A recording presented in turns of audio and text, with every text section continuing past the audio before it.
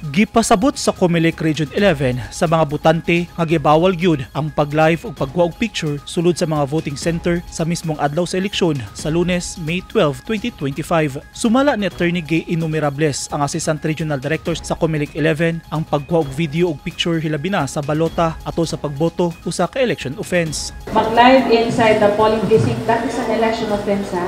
That is an election offense, especially if it's a voter. Kung ang botante ay maghimo ana, kasi it will interrupt the proceedings of the electoral board.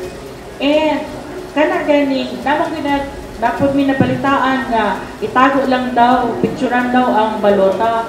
Please do not do that because that is an election offense. Tanang tao nagtanaw sa inyo, ha. Other than ato ang mga teachers na apay nagtanaw sa gawas. Oo. Kana siya kung picturean nimo imuhang balota, picturean nimo ang resibo katong VVPAT nato, election offense na siya, ha. Bawal yun na siya.